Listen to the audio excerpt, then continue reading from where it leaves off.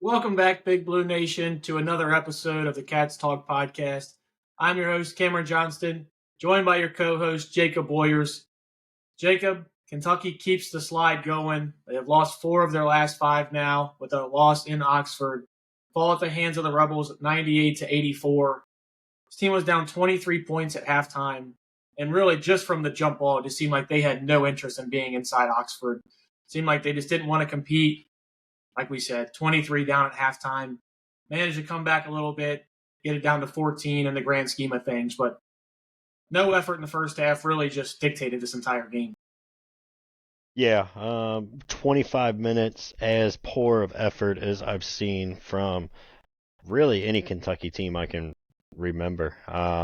Just absolute laziness, no fight, no toughness, letting Ole Miss get whatever they want.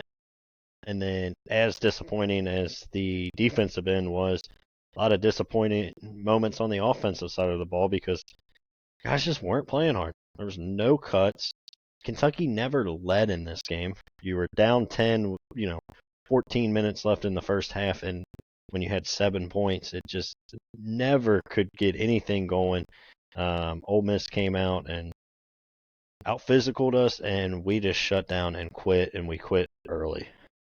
And something we kind of alluded to on the podcast before the game was how Kentucky was going to have the size advantage in this game.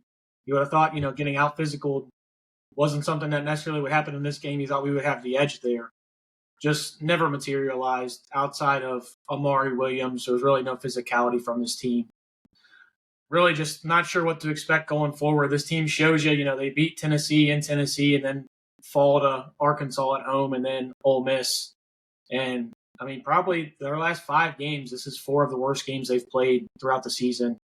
And you can see it, man. We just can't stay in front of anybody. If there's any sort of shiftiness in any sort of guards, or if big men can shoot, we're searching for answers, and I don't know if anybody has them. No, and the toughness and effort are a huge part of that. I've talked a lot about Jimmy Dykes on here and how I don't really love him, but last night, everything he was saying was 100% true. He was there's a difference between just not being good at defense. You can kind of live with that versus not having a willingness to play defense. And last night, nobody had a willingness to even try to play defense. There was zero effort. It was constant just miscommunications, hands down, not getting out on shooters, not fighting through a pick and roll. And, how many times did we see a guy on the 3-point line catch a pass off a screen and both guys go to him initially and the guy just waits and, Andrew Carr and Robinson's the one I'm thinking of off the top of my head. Then they both just back up. Yep. And it's, a 3-ball wide open. Those are elementary mistakes that just should not happen. And, I get it. This team's not good defensively. I don't think they can stop anybody. I've said it all year. We're going to have to win games by outscoring opponents. But, this team's also not good enough to just play lazy. You're not talented enough. You're going to have to fight. You're going to have to cut hard. You're going to have to fight through screens when other teams are setting them on you. And there's just last night was just zero effort from every single player that touched the floor for the first 25 minutes. And speaking to that, the part that kind of frustrates me the most is how many fifth-year guys we have, how much experience we have, and the constant miscommunications that we have on the defensive end. I don't understand. We even tried to go into zone, and they had, back-to-back open threes as soon as we flipped into a zone.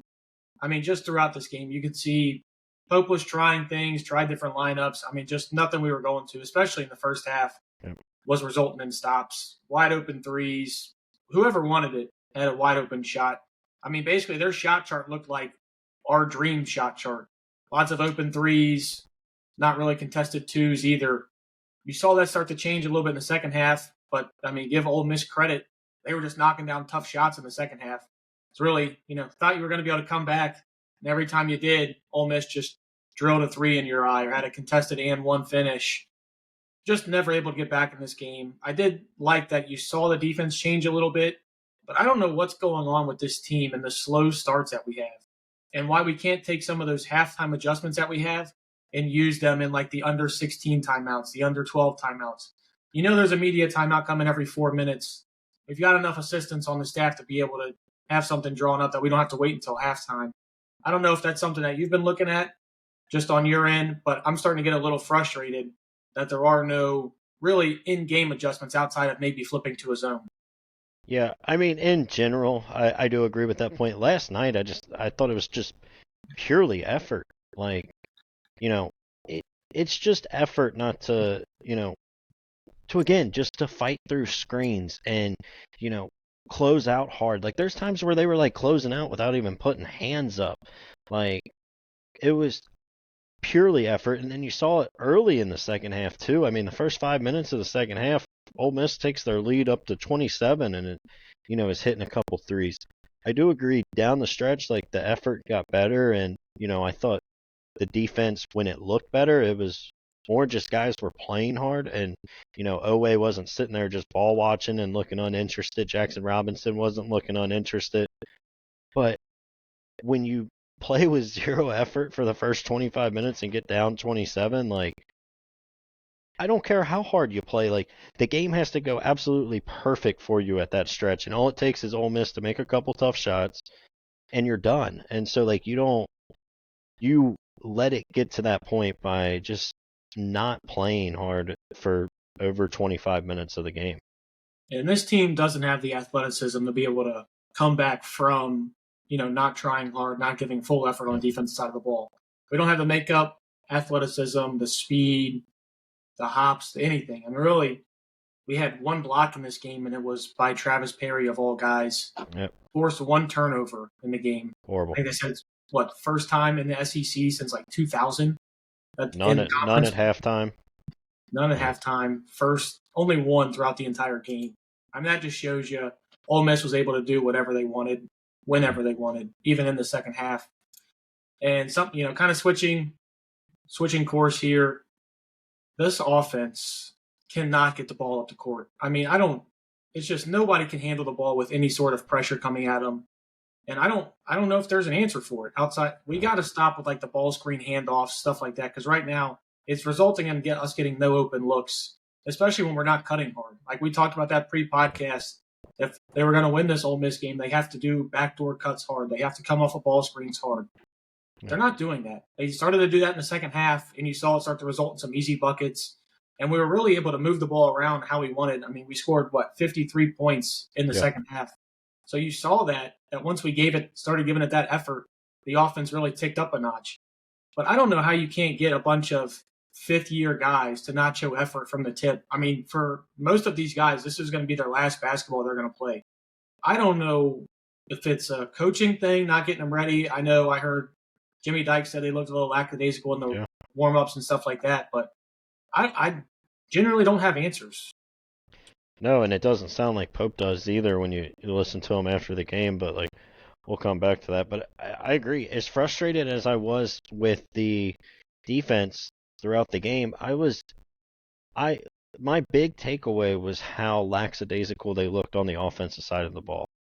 Like they just from the moment go, they had no interest in trying to match Ole Miss's physicality, Ole Miss's energy. Like there was just nothing there. And I swear when we got that 10-second call, if I didn't have to do this podcast, I would have turned the TV off and not watched. It was so unbelievable. You're three guys, like nobody coming to help Colin Chandler out. Like, before that, he's just slowly walking the ball up into a double team and like just no urgency. I mean, we had 2 shot clock violations in the first 10 minutes. Like this team, like this stuff should not be happening, And then it's back to the point of like they're not shooting enough threes, but it's in part because they're not, cutting hard and coming off screens hard enough to get good open looks. I mean, Pope said before the season, this team needs to shoot 30 to 35 threes. I think I saw like in every game other than like 6 or 7, the other team has shot more threes than us. Like that's not a recipe for this team to be successful. No, because you've seen the games that we've won. We have to score at the very least, it's like the high 80s. It feels like is that threshold. Like I don't even know if when we play South Carolina on Saturday, if we score like 85, if I feel comfortable enough in that to get a win, especially how many points we've been giving up lately. I mean, Arkansas just had their second most that they just got 89 on Saturday. Give up 98 to Ole Miss. Already given up 100 twice in this season. I mean, you see this defense is just – I mean, they're really – I don't get how the basics with this team are so problematic with how many guys have played so much collegiate basketball. That's what I was looking forward to the most with this team. We knew the trade-off. You weren't getting these like high-priced athletes. But I thought the trade-off was communication on defense, being able to, expect effort 24/7 on the court. And we haven't gotten that. And I don't know if it's a lack of leadership, if it's not coming from the top down from Coach Pope. I know Coach Pope's not necessarily thrilled with the job that he's doing. He said that in some of his post-game comments as well. I don't know if you have any thoughts on, just what you thought preseason getting out of these guys, all these veterans, and what you're seeing now. Yeah, I mean, a lot of it, like I said, I feel like it comes back to effort. Like, I don't expect this team to be good defensively. They're like, guys aren't going to just learn lateral quickness and stuff like that and pure athleticism overnight, right? To an extent, especially in the SEC, you got to be a good athlete to defend. Like, everybody's so quick. But to your point, like, I don't expect 50-year seniors like to just constantly be like caught out of position. I mean, when they played the 1-3-1, Andrew Carr had his back turned to the wrong side that led to an open three. Like, I mean, God bless his heart. I really like Carr. He's one of my favorite players on this team, but like, just like, you're a 50-year senior. That should not happen. Like, you should know. And then you got, Oweh's not giving you a lot of effort. I alluded to it. It feels like he's just constantly ball watching, and his guys are getting backdoor cuts that leads to, sometimes it leads to an Amari foul or, a situation just putting everybody out of position. Yeah, so I mean, I don't know. I don't get it. And like, how many ball fakes can one team fall for? I mean, it felt like Ole Miss could have pump faked at the half court, and like we would have had three guys blow by the point guard, and like it was unbelievable. Just basic elementary stuff that's just not being executed. And to your point, why do we go for so many ball fakes? We're not a good shot blocking team. No, just stay down. Get a hand up. At least, stay on your 2 feet, athletic position, make them drive by you. Obviously, they're going to be able to. They have been all year, but at least make it, a little tougher on them. Don't give them that open look or just an open pass. I mean, I can't tell you how many just easy passes and ball rotations Ole Miss got, especially the first half, just because, like you said, we're sitting there ball watching. It's especially obvious with Ortega. I think I kind of pointed that out to you during the Vanderbilt game we were watching, just like how much he sits there and just like is not paying attention to the game at all or what's going on. And really, I mean, I hate to be negative on Ortega because he had 24 points in this game. But if he's not getting it going on the offensive side of the ball, he's giving you nothing on the defensive side of the ball. And right now, I mean, I'd pay this kid like $150 per pass that leads to an assist if he was able to. Because the amount of times that he's driving to the lane and he's doing, like, he's our best driver that we have on the floor right now. He's doing his job and getting there. He just will not pass the ball. I mean, there was a time Travis Perry was open in the corner. I know you and I had already talked about that. I mean, there's just so many times where we're actually getting guys to surround the ball, surround the rock, which is what we want to, especially when we have so many shooters on the floor. And he just refuses to pass out of it. I don't know if that's I know it is something you're seeing. We've talked about it, but I just want to get your thoughts on that. Oh my God, dude. That first half, I mean, and I alluded to it on the, halftime reaction video that we posted on TikTok. But, oh my God, I visibly screamed at my TV. You're down 11. You were down, I think, 15 right before that. You're starting to kind of cut into it. Ole Miss finally misses a shot, and you come down and you got two guys on you as you're driving to the basket. Travis Perry wide open in the corner, who had already hit a three right before that. Wide open. I mean, if he makes that pass and kicks it out and Perry hits it, I mean, you're in an 8-point game. Maybe you get some energy back. Ole Miss probably calls a timeout at that point, and some of that momentum flips back. Instead, he tries to dunk over two guys. Doesn't even get anywhere close. Ole Miss comes down, hits a three. You're down 14 in the blink of an eye. And, like, it felt over right then and there. And then right after that, when you're still down 14, 20 seconds on the shot clock after an offensive rebound that went out of bounds, and he does a turnaround jumper with 2 guys on him. The second we inbound the basketball, there's 20 seconds left on the shot clock. What are you doing? One, like, I don't care if he's wide open. A mid-range jumper is not what we're looking for, especially from him. And you're going to do a turnaround with 2 guys on you? Like, I agree. Ortega, he had 24 points. He was a player early in the year. I said, there's a world he could be our best player, and like this team could still be really good. But just the energy defensively, and then the, just selfishness at time on the offensive side, it's killing this team.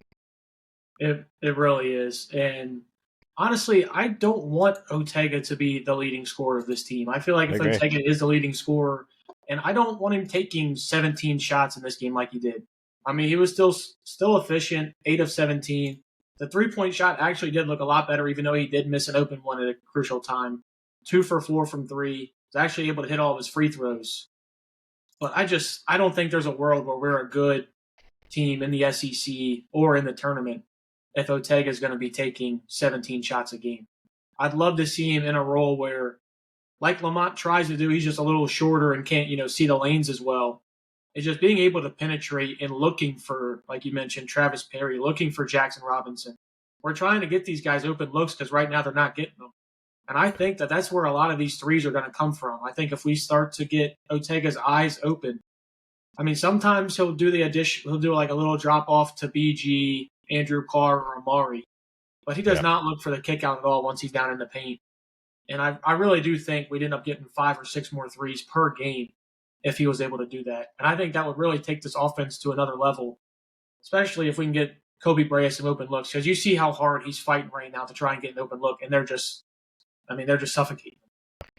Yeah, and I mean, he's the best driver on this team, so I don't want him to stop doing it. But, like, he's got to look for that. And every drive is just head down. Head down, I'm going to the basket. It doesn't matter. Ole Miss or any other team could, the second he starts his drive, could collapse all 5 men to the ball. And he would still go up because his head's down. He's not really looking for anything else, and he's just going at the rim. He's got to get it under control. I mean, if he's got a one-on-one at the rim, I'm as confident as any playbook or any play in our offense.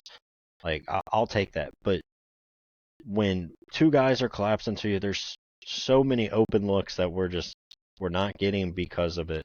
But yeah, and then I'm going to continue to say it until I'm blue in the face. But like, his effort on the defensive side, especially in the first 25 minutes, was laughable. It was ball watching, throwing hands up, almost blaming other guys when his man's making a backdoor cut for a layup, or getting pump faked and jumping off his feet, and just horrible mistakes. Ortega's probably the most frustrating one because he's got the tools to be a really good defender. He's your most athletic guy out on the perimeter, especially with Lamont out. He's got all the tools. We saw him do it in the non-conference. It was like I was saying about Amari early in the year. It feels strictly effort-based. And if he puts in the effort, he can be one of your better defenders on this team, and he's just simply not. And you really need him to, especially we don't know when Lamont's coming back.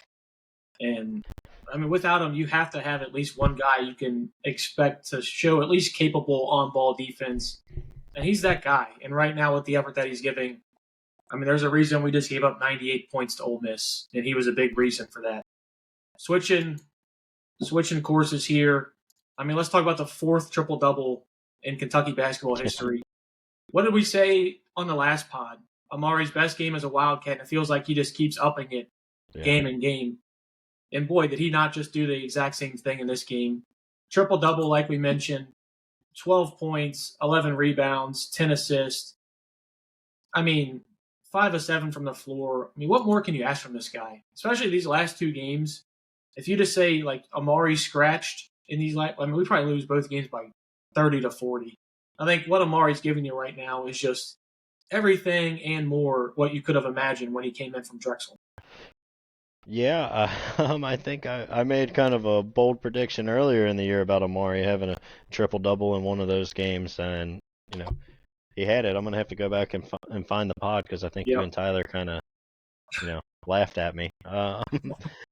So I'm gonna have to go back and find that and post it. But yeah, I thought Amari was your best player. Obviously, the triple double. It's hard to argue with. I did think, the first 5 minutes, I don't think anybody played well or played with any energy, him included. But I thought from that point on, he was better. He only played 25 minutes again. I actually wasn't like super disappointed in that last night, just because, again, like nobody was really giving you anything. Pope was trying everything he could just to make something work.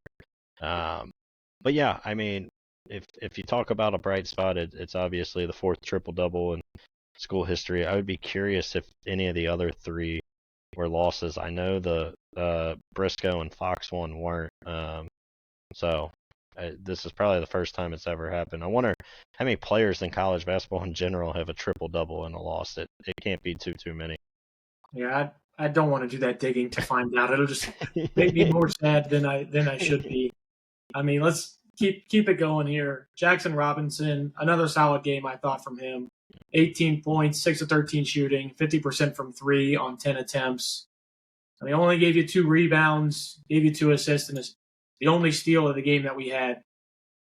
I mean, Jackson's just doing what he's been doing for the past couple weeks. I mean, ever since that A&M game, this has kind of been the Jackson Robinson that you're getting. Would I love him to be able to handle the on-ball pressure a little bit more and, be a more capable on-ball defender? Absolutely. But when it comes to guys you need to give you 18 or do their role, I think Jackson's doing his role perfectly the past couple games. Yeah, I thought Jackson was a bright spot. Again, like one kind of negative is just with him. I almost feel like either his energy is like 0 or he's kind of giving you all he can. And to start the game, I thought his energy was pretty poor, but again, after maybe that first 5 minutes, he was one that kind of picked it up. If he doesn't make a couple threes in the first half, you're walking into halftime down 30 plus. So, take what you get from him. He's been very steady, and unfortunately, the team success hasn't kind of come along. But I mean, really, since Mississippi State, he's been the Jackson Robinson that I think we all hoped for early in the season. I mean, 16 to 20 points, it feels like every game. Some games a little over 20. This is the guy, when we were talking earlier in the year about kind of being the guy he is. I still, like, every game I feel like I want to switch his shot attempts with Ortega. I'd much rather it be Jackson that's taking 17 shots and, I don't even care. Force a couple more threes. Even if they're contested with the way Kobe Bray is shooting right now and everybody else, like, I'll take a contested 3, especially late in the shot clock with Jackson Robinson. I will say, when it comes to contested threes, he's the guy I want shooting the most. Because even Kobe, when he's open, I mean, 90% of the time you think he's going to knock it down. Ainsley, even to that same effect. But when there's a guy hand in the face, it seems like the only guy who can make a contested jump shot on this team has been Jackson Robinson. He has been doing it a little bit lately. And let's go ahead and transition over to Kobe Brea. Played 30 minutes in this game, 10 points, 4 of 10 shooting, 2 of 6 from the field, 2 rebounds.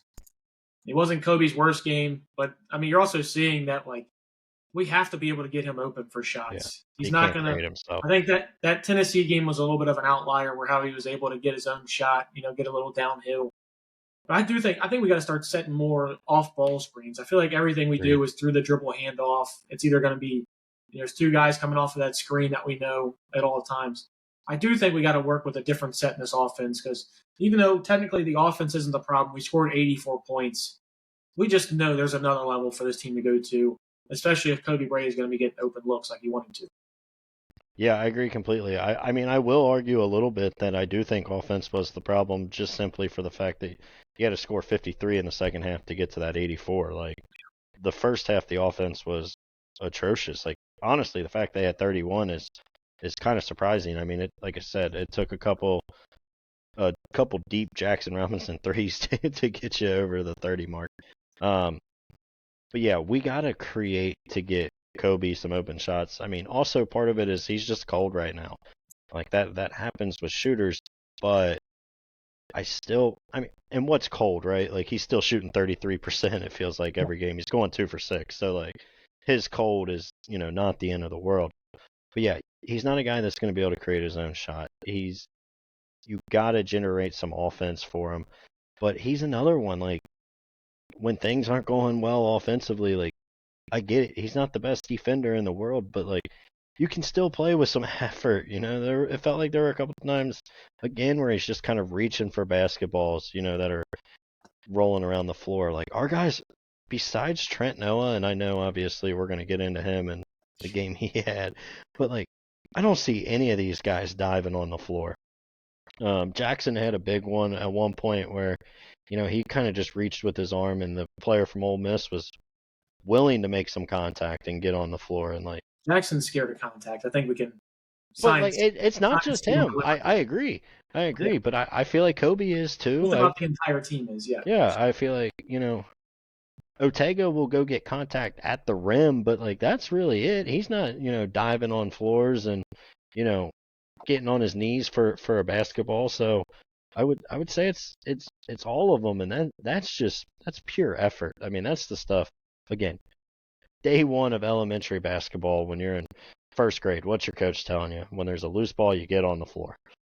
And, like, this team's just not doing it. Yeah, before we transition and go into, Ansley and Trent Noah, we'll talk about them together. I just want to read you just some of the stats just from the team for the game. 50% from the floor, 48% from three, 73% from the free throw line. We out-rebound Ole Miss, and we have 21 assists to 8 turnovers, and you still lose that game. Yeah. I mean, it seems like we're a broken record with repeating stuff like that. That happened in 3 of the past 4 games that we've talked about. Arkansas game, that happened as well. I mean, I know this team is not going to just miraculously get better on the defensive side of the ball. But you've got to find, at least, there can't be this many communication errors. Like, we might be at the point where we give up 82, 84 points a game, and you just have to know that you have to score more than that. But that other, 14 points, like you're mentioning, is strictly, effort-based. It's second chance points. It's a bad turnover and not getting back on defense. It's sitting there ball watching, trying to jump a lane. I mean, it's just, we have to cut out the mental mistakes if we're going anywhere. Because right now, I'm sure we'll get into it a little bit later, it's not a guarantee this team's making the tournament. Like, I know we have huge wins. I know that we probably only need 3 or 4 more wins to guarantee a tournament spot. But do you feel confident in this team getting a 7 or an 8 seed and playing, Auburn in the second round or Bama in the second round, a team like that? I obviously don't. Long-winded way to get back to Ansley Almanor. I mean, 15 minutes in this game, not a single stat. Nothing. Not a turnover. Not a point, not an assist, not a shot attempt, not a foul. I mean, I don't even really know how that's possible. Like, I know for a fact I would have given you a stat. I might have fouled out in that 15 minutes. I'm at least giving you a foul. Not having the lateral quickness, but to not only have one of those guys. We mentioned a little bit, maybe give Trent Noah a little bit of looks with his size and his shooting ability. Literally, as soon as we say that, he gets a full 13 minutes and does the exact same thing that Ansley does. Not a point, not a shot attempt, a rebound, an assist, a steal, a turnover, nothing. Well, I mean, you can't have 28 minutes from 2 guys playing in this game and just getting nothing. Yeah. I got slightly a different take on it. Me as kind of a, the fat guy I am that doesn't exercise. Like, hats off to those 2 guys for going out and getting their cardio, because that was all they did on last night. Like, just running up and down the floor, like, for a real Tony Snell minutes from them.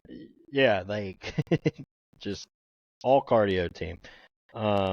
Yeah, I mean, it's laughable, to your point. If you're playing hard defense, you're gonna pick up a foul, right? You're gonna stumble your way into a rebound. Something. Like, if you're out there and you're giving it your all, there's something that'll come.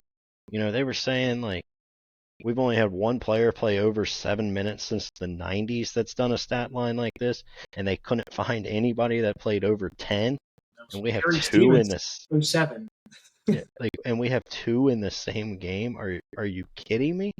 Like it's just it's purely effort. I don't care if you're on the floor for 13 minutes and you're trying. something will happen. You will grab a rebound. You will foul somebody. You will do something if you're in position and playing basketball. And the fact I can't put it into words. I don't know what to say about it. I really don't. Yeah, and for all the negatives that we just thought there, I actually think the next three guys that we're going to talk about all had positive nights. I mean, let's just start with Travis Perry. He gave you 14 minutes, 5 points, 2 rebounds, 2 assists, and a block on 1 of 2 shooting. And like we mentioned, he found himself open in other ways. Obviously, the ball just didn't get flipped around to him. I think you're starting to see, I mean, I'm not going to say a big shift in Travis Perry, but you're starting to see where at the very least he's a little bit more comfortable on the offensive end, where he's at least looking for a shot and feels capable of bringing the ball up in certain times. Yeah, Travis Perry, I've never been, again, I kind of said it about Carr with the injury, but I don't get too critical of him because at the end of the day, he is just a freshman, and like we talked about a million times, we had to condition ourselves away from Cal and what a freshman actually is. He was the only guy in that first half recap that I did where I said I thought he played okay. He got beat a few times on defense, but with him, I at least didn't feel like it was effort. He's undersized and not the quickest. That's gonna happen, and part of it too is you can't throw them off on their worst guard because there's lineups where you're out there with Kobe Brea and Andrew Carr, and at that point, what do you do? Somebody's got to guard one of the better players. So it felt like at times they were attacking him, and Chris Beard's a good coach. He's going to figure out ways to attack the weak links on defense. But at least with him, I didn't feel like it was effort. To your point, he got open probably a couple times that the ball didn't come his way. He made a 3 early in the game, and I thought all things considered, he played pretty well. Yeah, speaking of somebody who I thought, at least on the offensive side of the ball, played pretty well and was able to get you some rebounds when you needed them. Solheim played 22 minutes in this game. It's good to see him back. I don't know if that's for inching closer to him, potentially getting back into the starting lineup with these type of minutes. But Andrew Carr, I mean, a quiet 10 points, honestly. 3 of 3 from the floor, 4 of 6 from the free throw line, and gave you 4 rebounds in 22 minutes. I thought Andrew Carr was really good in this game on the offensive side of the ball and rebounding-wise. Obviously, I mean, you see it defensively. If Amari's not out there, every other big is just going to get kind of slaughtered. And unfortunately, that's where we're at with Andrew Carr. I wish I had a different take on it, but that's really that's where we're at with Carr's defense. Yeah, I don't expect him to be good defensively, but it was nice to see him kind of look more like himself. I mean, obviously there's still some, rust he's knocking off. He's probably not 100%, but it was the first game where they didn't list him, questionable or anything. He gave you 22 minutes. To your point,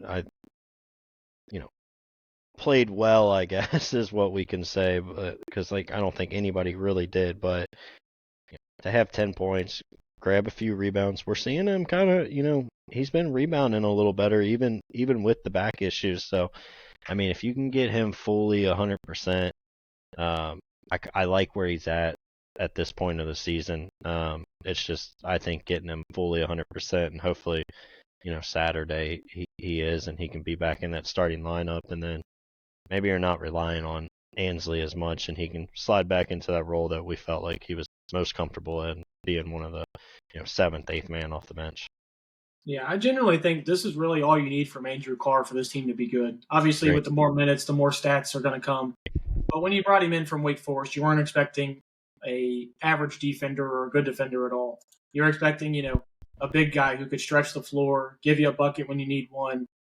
And, he's, like you said, he's rebounding a little better as of late. I mean, if I could sign up for, in 22 minutes, for Andrew Carr to have 10 points and 4 rebounds, I'll take that, because we just know he's not going to really help you on the defensive side of the ball. That being said, I mean, talk about Brandon Garrison in this game. Some ups and downs in this game. I thought it was probably his best of his last 4. I don't know if that's necessarily saying much after the rants that we just went on Monday afternoon.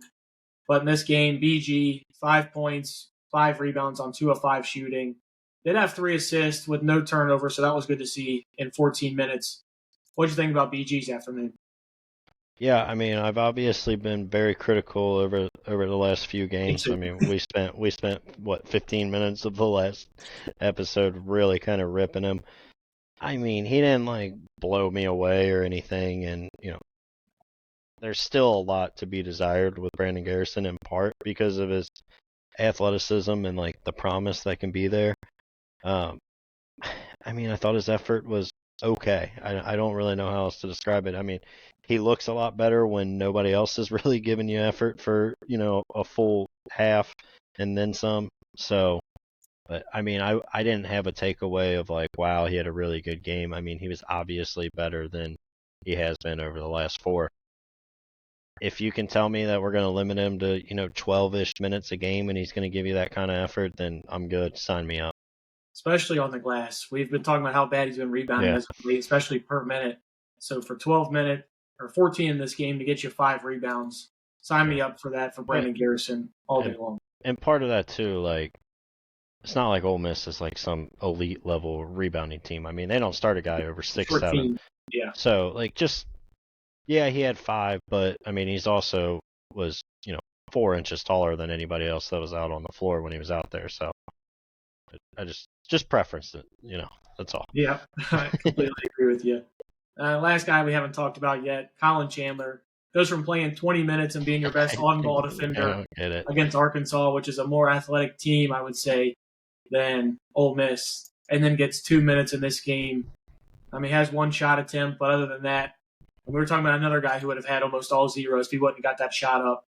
Yeah. I mean, I just don't know. I don't understand Pope, what he's doing right now. I know he's trying a lot of things, just throwing a lot of things to the wall to see what sticks. But, I mean, I thought Colin Chandler proved at least his defensive prowess a little bit against Arkansas, or at least the effort and the ability to try on the defensive side. To see him only get 2 minutes in a game where you gave up 98 points and we're just searching for answers on defensive end, I thought it was a bad move on Pope's part. I guess we'll see what he counters with Saturday at South Carolina. I agree in principle. The issue with this game was, like, it was apparent, like, Colin Chandler couldn't handle the ball in this scenario, right? I mean, you saw it right away with the 10-second, and like, if you're playing a team that'll let you get the ball to half court, you can maybe run him out there, but like,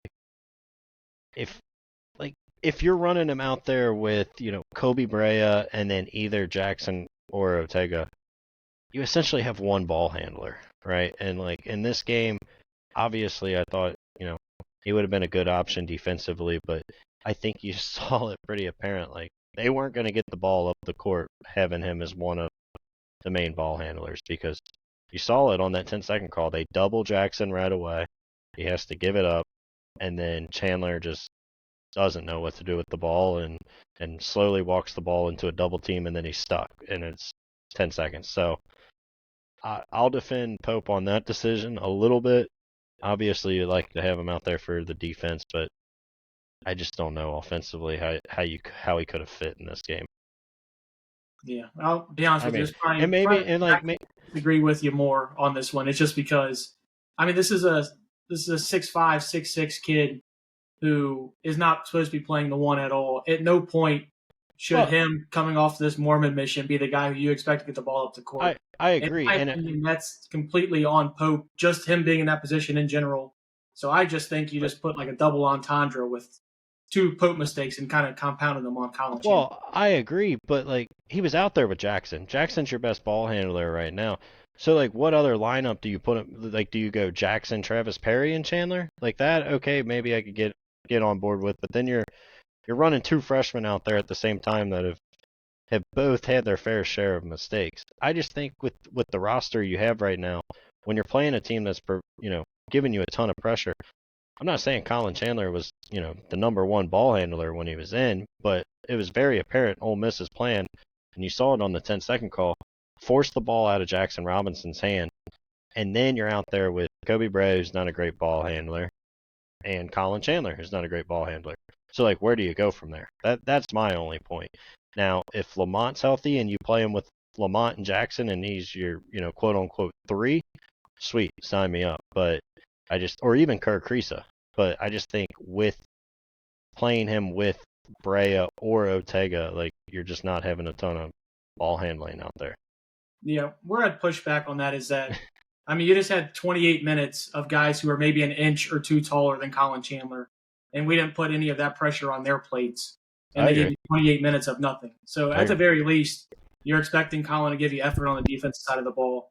You didn't get that from Trent Noah or Ansley Almanor, and they're roughly the same size. It's not like we're talking about, a 6'2" guard versus a 6'8" forward. You're talking about 6'5" to 6'7" or 6'6" to 6'8". It's not Yeah. much of a height difference there. That's only where I'd push back. I just think Pope's finding ways to put, after probably his best game of the season defensively, I think you kind of want to reward that, especially in a game where you're getting torched and you have no answers. But I do understand what you're coming from and wanting to have another ball handler.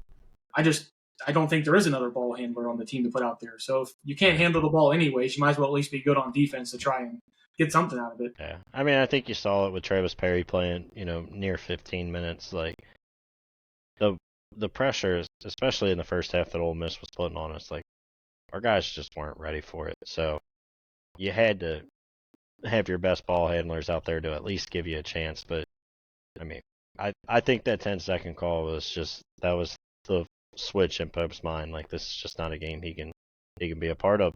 And not necessarily saying you're wrong. Like you maybe could have trotted him out there a couple other times to try some stuff. But I just think that's where Pope made kind of the distinction. Yeah, I don't want to get back to the point of the cow leash where some guys would have, a 30-foot long leash and other guys have the, foot and a half. Now I do agree. Like I don't get like, how Trent Noah can play all those minutes at Tennessee and then not see the floor against Arkansas, and then he's back out there, last night playing 13 minutes. Like I do get that, and then same thing, Chandler playing 17 against Arkansas and then under 3 here. So like I do get it. I just think there's so much with the injuries that Pope's just trying so hard to figure it out. But like at some point, you just got to say these are my 8 guys right now, and I'm just gonna run with those, and that's it. Yeah, that's where I'm at because I think over the past 5 games, you've been throwing stuff at the wall. It seems like, whatever worked at the Tennessee game, I don't even know if that was necessarily us that won us that game. We didn't score a field goal in the last 5 minutes. Tennessee just couldn't buy a bucket. So I don't know if that was necessarily a great coaching thing. Obviously, coach let them shoot threes. They shot 40-something. That's what you would want Tennessee to do. You got to try something and stick with it and just see if the team can grow better together, lineups that play together. Because right now, with all this mismatching, all this, you have guys who have played like 15 minutes with these guys on the floor the whole season. Yeah. And now we're expecting them to go and be able to communicate at a good level. And I think that's where a lot of communication problems are falling on defense. Yeah, I agree, obviously to an extent. Don't get me wrong, our starters have plenty of breakdowns in defensive communication as well, and they've played plenty of minutes together. But yeah, I do think grand scheme, like, you just got to grab your 8 guys, especially with Lamont out, and just say, these are my 8, my best 5 are playing 30-plus minutes. We mentioned it. I would like to see Robinson and Amari, barring foul trouble, play 35-ish and just say, like, we're just going to go to war and, try to pick up some wins and, go from there. Yep, and that's all I've got on this Ole Miss game. If there's anything that you want to go to before we transition to the South Carolina game on Saturday? We can talk briefly how Pope hinted at to a lot of broken furniture in the locker room. So, it's very clear he's frustrated. And again, if you just listen to his post game, he sounds very lost for answers. So, he's obviously a very smart guy. One of the smartest head coaches, not just in regards to basketball, but just in general. So hopefully, he's got to figure it out. Like I don't foresee Kerr coming back. Lamont, who knows? But like, you better have a plan in place, and he's going to have to find a lineup that works. Yeah, I will say, Jasper Johnston was in Lexington over the weekend. You think we can try and get him eligible real quick to try and get him out there? I'd take it. And you need something. Yeah, I do wish, Coach does usually always say the right things. I do wish there was a little bit more emotion and you could kind of see some of that frustration a little bit more. Sometimes I think he's almost too honest to a fault where I kind of want him to not necessarily lie to us, but be like, yeah, there's a couple more things that we haven't tried that I want. Because right now it seems like he and the staff have as many answers as you and I do, and that's zero. Yeah. I mean, I think probably behind closed doors he's a little more, passionate and fiery. But yeah, I mean, the guy's honest, so like I'll give him that. Like it's definitely, and part of it is just a change, right? For 15 years we got the coach speak and like lied to our faces, and then towards the end just the flat out lying. Like, so hey, part of it we begged Cal to be honest for years. We're getting 100% honesty because I think there are a lot of. Play this week or no? What's that? You think Shaden Sharp will play this week or no? Yeah, I haven't seen him. Or come out and watch him warm up, but yeah, I don't know. So it's nice to have the honesty. We just got to kind of get used to it and program our mind. But who knows? I hope he figures it out because we need to. Yeah, we really need to, and especially for Saturday at Rupp Arena. South Carolina's 10-12, 0-9 in the conference, like you mentioned. And, we were talking about some of those games that they played. I mean, they're losing to teams like Texas A&M by 4, Auburn by a couple, Florida by a couple. They're staying competitive on all of these games. They just haven't found a way to be able to win it. This is a game that you've got to win, especially there's only, this game, the LSU, and maybe even the Vandy that you can sort of count as wins, and we've already lost to Vandy, so who could even count that one there? Yeah. But, I mean, South Carolina's averaging 70.5 points per game, giving up 69.2. This is a team, I think, if Kentucky's going to win this game, they've got to hold them under 80. I mean, you can't allow a team to consistently score 10 points more than they're used to. I think if Kentucky scores more than 80 and just plays with effort and just communication on the defensive side of the ball, I think they'll be able to win this game. Yeah, I mean, I agree completely. If Kentucky comes out and plays with effort and plays fired up and inspired basketball, they'll win the game. This is a team you're flat out better than. As bad as everything looks for Kentucky, at the end of the day, I think Lenardi's got us as a 4 seed and we're 24th in the net. So, like, I get it. Like, we feel like the sky has fallen after these 4 of these last 5 games. But, like, at the end of the day, like, we're still theoretically a good basketball team. South Carolina's 90th in the net. Like, there's no scenario at home. You lost to the second worst team in the SEC last week at home.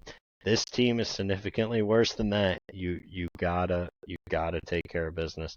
And again, I think if they just come out, play hard, play with effort, they'll have no problem. I mean, they could absolutely roll South Carolina. They could come out, play with the same level of intensity that they had at Ole Miss, and this can be a game with 2 minutes to go. So it's all about effort.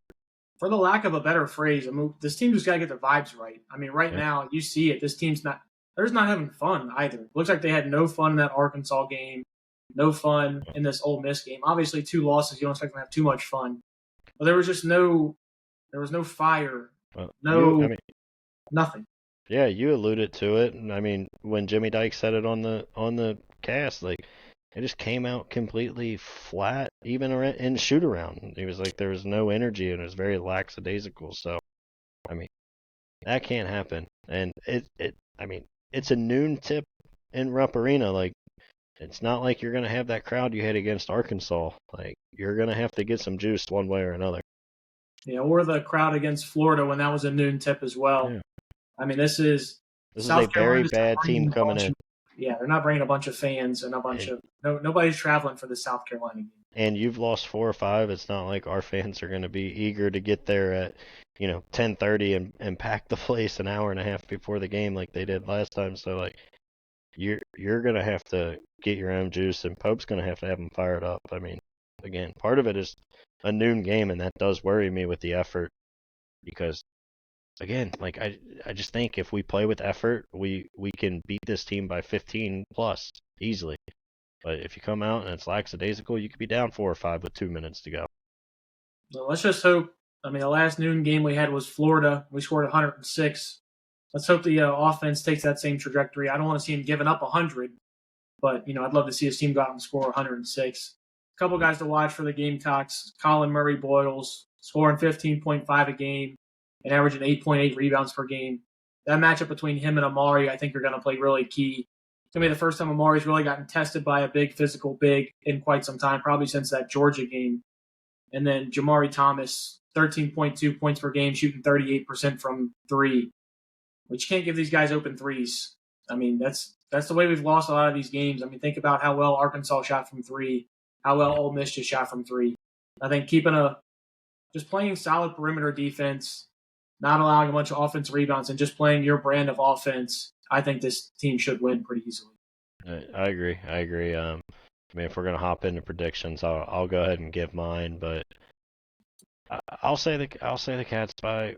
I'll go 16. I'll say 90. What that would be 91-75. I think if the effort's there, then we should be able to breeze. And this time for MVP, I'll switch it up a little. I haven't taken him in a while. It's not going out on a limb by any stretch, but I'll say a huge game from Jackson Robinson. I could see him having 25 plus here. Wow, way to take the plus odds and the real long shot there, buddy. Yeah, I haven't picked chalk in a while. I've been grabbing guys like Kobe Brea and whoever else, trying to will them to have a good game. I hear you. Unfortunately, I don't see the game going quite that well for the Wildcats. I do have a score near what you do, a little bit more. In fact, I have us going 92-87. I don't know if this defense is going to be able to keep them within that many points. I'd love to see it. I love them come out here and just almost kind of like get revenge for the South Carolina football game that we had. Give them the little beatdown that we had. Well, the last time you asked, yeah, I mean, I don't know. You asked for the football team to emulate their performance on Tuesday, and that didn't go well. So maybe we just hey, I don't want them to emulate the football team's performance. We got smacked against South Carolina, so I'm not asking for that same thing again. If I had to go MVP, you mentioned it about Vandy too. I'd hate to throw it out there. Yeah. I know. You said we would avenge the Vandy law. Trauma that's building up in here, and the basketball trauma is starting to tickle in a little bit too. I really thought I released the cage on all that basketball trauma once Calipari left, but a little bit starting to creep back in with the football stuff. But if I had to pick MVP for this game, give me. I don't even know. You already took Jackson. It's an easy one. I kind of hate you for it because I was going to do it. I haven't taken him in a while. You can suck it up. I want to go with Amari Williams, but I do think this is going to be one of the bigger tests that he's going to have so far this season. Go ahead and give me Kobe Brea. There you go. Hopefully he just gets going from three. Hopefully we start a little new offensive sets, getting more off of like true ball screens from the baseline, less of the dribble handoffs. Hopefully that gets Kobe going, and hopefully we just get some stops. That's really what this team needs. Yeah. So real quick, we don't have to dive into it or go game by game, but 9 games left. You got Tennessee at home, at Bama, at Oklahoma, Auburn at home, at Missouri as part of those 9. Just quickly, how many do you think this team wins? 4. I'm not going to tell you which 4 because I'll probably be dead wrong on the pick of the 4, but I think 4 and 5. I think it gets you into, the tournament. But I think 19. I think 19 wins with this resume gets you in pretty easily. Yeah, I think if we only win 3, you're kind of sweating it.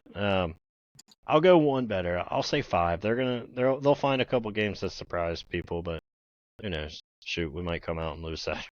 So yeah, this team as we're speaking, even like some of the games that we thought earlier in the season were going to be, those layups. Missouri's taking Tennessee to the wire. It looks like they're about to lose down. Missouri's good, really good. So Missouri's really good. And let's just talk about their turnaround for a minute. Won no games in the conference last year. And this year, coach too. Just 15th in the nation right now, taking Tennessee to the wire. That's not going to be an easy game. That's why I'm picking 4. I think 4 is still going to be us having to steal one. Yeah. I wish I could say 5. I wish I could say 9. I want to say 9, but obviously, it's not how the vibes are right now on the program. Yeah, I think you get one of the Oklahoma or Missouri games on the road. I think we handle business with Vandy, South Carolina, and then I think they find a way to steal one of those Bama, Tennessee, or Auburn. Yeah, I think they'll probably win the Vandy, Texas, South Carolina, and LSU. If I had to pick my 4, that would be the 4 that I'd probably pick. But again, look at my record on the season. I think I'm 12-10 picking these games right now. So obviously, don't listen to me and take what I You're gonna have to stop putting the records on our prediction cards. It's got to stay up there. People have to know. Hey, don't bet who I picked to win the game. Ask me for my pregame parlay because lately I've been hitting on some of those. Those you have. There's been some good ones. All right, BB, and that's going to be all for us here. Cats Talk Podcast here. Follow us on YouTube, Instagram, X, TikTok, Amazon Music, YouTube, anywhere you can get your stuff at. We're there. Go Big Blue. Let's get a win on Saturday. Go Big Blue.